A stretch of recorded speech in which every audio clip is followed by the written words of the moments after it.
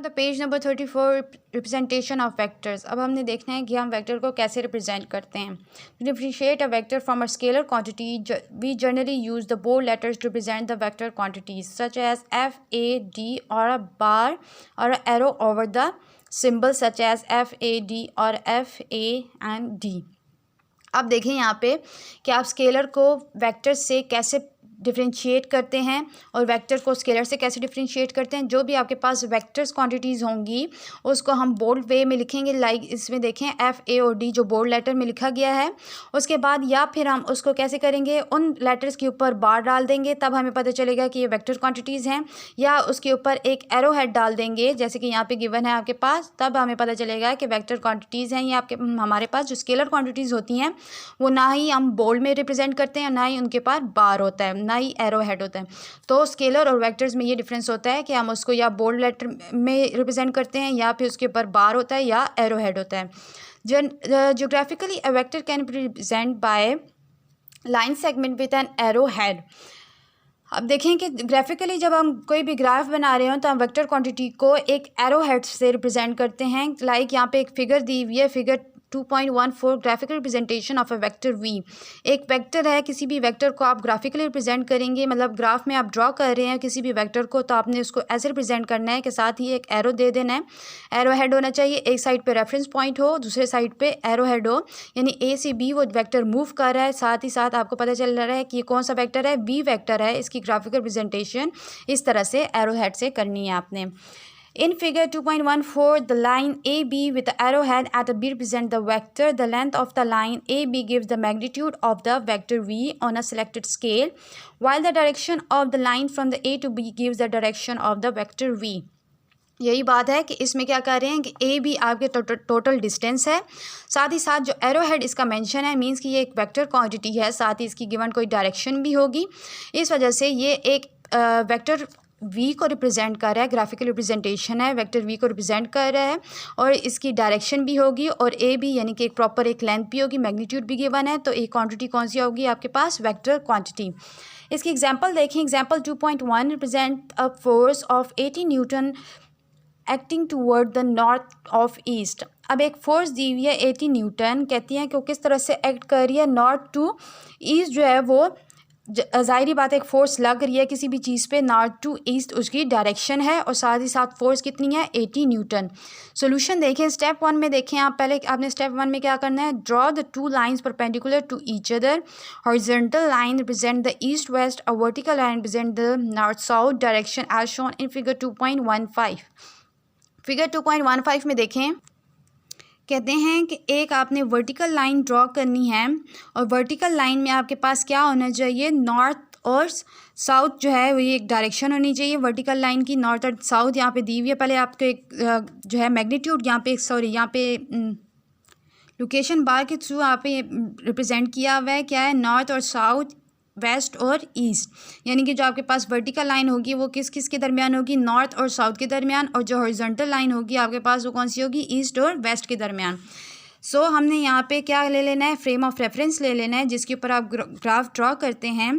तो हमने कौन सा पार्ट लिया, नॉर्थ और ईस्ट के दरमियान हमने एक पार्ट लिया, क्योंकि हमारी जो फोर्स लग रही है वो नॉर्थ और ईस्ट के दरमियान लग रही है, और टोटल फोर्स हमारी कितनी लग रही है, हमने स्टार्ट करना है यहाँ से, ओरिजिन से। ओरिजिन यानी कि स्टार्टिंग लाइन हमारे पास होती है वो आपके पास ओरिजिन कहलाती है। ओरिजिन से हमने स्टार्ट किया, 0 टू A गए हैं हमने, यानी कि O से A तक गए हैं, इतनी फोर्स लग रही है। टोटल फोर्स कितनी है, 80 न्यूटन, नॉर्थ टू ईस्ट, यानी कि इन दोनों के दरमियान जो है वो 80 न्यूटन की फोर्स लग रही है। और टोटल लाइन इसकी लेंथ क्या है, 4 सेंटीमीटर इसकी लेंथ है।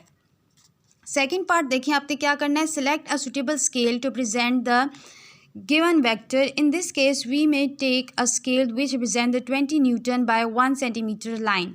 अब हमने क्या करना है, एक स्केल चूज़ करना है। कोई भी ग्राफ जब आप बना रहे होंगे तो सबसे पहले आप क्या करते हैं, एक स्केल चूज़ करते हैं कि उसके दरमियान हमने जितने सेंटीमीटर, ज़ाहिर बात है जब आप स्केल लेते हैं तो उसके ऊपर भी सेंटीमीटर्स और मीटर मेंशन होते हैं। इस तरह से जब आप ग्राफ बनाएंगे तो आपने क्या करना है, सबसे पहले आपने एक स्केल लेना है जिसके ऊपर ऐसा स्केल सेलेक्ट करना है जिसकी क्या रिप्रेजेंटेशन हो, जो कि 20 न्यूटन बाई 1 सेंटीमीटर लाइन, जो 20 न्यूटन को रिप्रेजेंट कर रहे हों, और 1 सेंटीमीटर लाइन मतलब कि अब इस ग्राफ को देखें, ये वही ग्राफ है जो आपकी बुक में मेंशन है कि आपने एक ऐसा स्केल लेना है कि 1 सेंटीमीटर लाइन आपने लेनी है। उस स्केल में 1 सेंटीमीटर आपका किसके इक्वल होगा, जिसमें 20 न्यूटन फोर्स जो है वो एक्ट हो रही हो।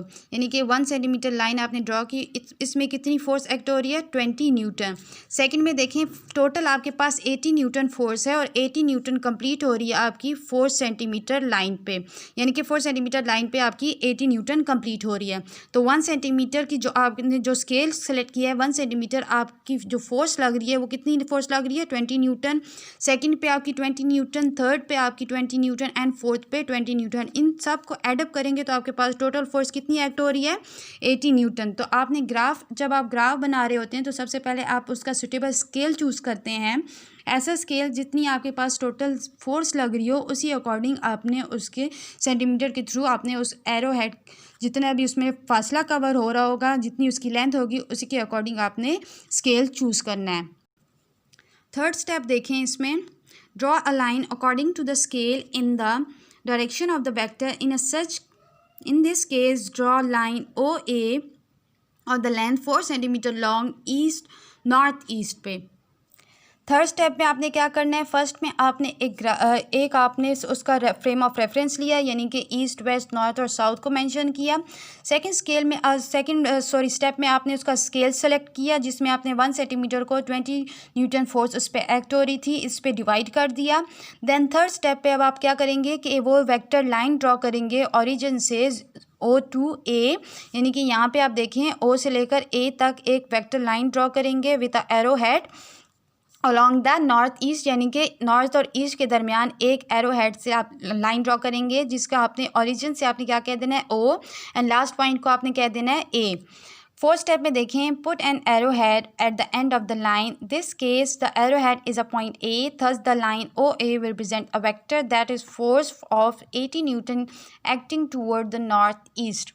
अब आपने लास्ट स्टेप में क्या करना है कि इस लाइन पे आपने एक एरो हेड ड्रॉ कर देना है। एरो हेड आपका किस चीज़ को रिप्रेजेंट करता है, यानी कि ये एक वेक्टर क्वांटिटी है और आपको बताया गया है कि टोटल फोर्स उस पर 80 न्यूटन एक्ट हो रही है और जितनी ये आपके पास वेक्टर आया उसकी डायरेक्शन भी आपके पास नॉर्थ ईस्ट आ गई। सो आपके पास जो graphical representation of this vector quantity है वो आपके पास आ जाएगी इन 4 स्टेप्स में। तो आपके पास जो एग्जाम्पल है ये इसी आपके पास जो वेक्टर क्वांटिटीज को कैसे रिप्रेजेंट करते हैं ग्राफिकली, आप किस तरह से उसको प्रेजेंट करते हैं विद अ प्रॉपर डायरेक्शन और अ मैग्नीट्यूड। तो आपने इस सोल्यूशन के थ्रू इसकी प्रैक्टिस करनी है। सो आपके जो वेक्टर रिप्रेजेंटेशन ऑफ वेक्टर्स हैं और आपके पास जो एग्जांपल है 2.1 इसकी आपने प्रैक्टिस करनी है। Thank you.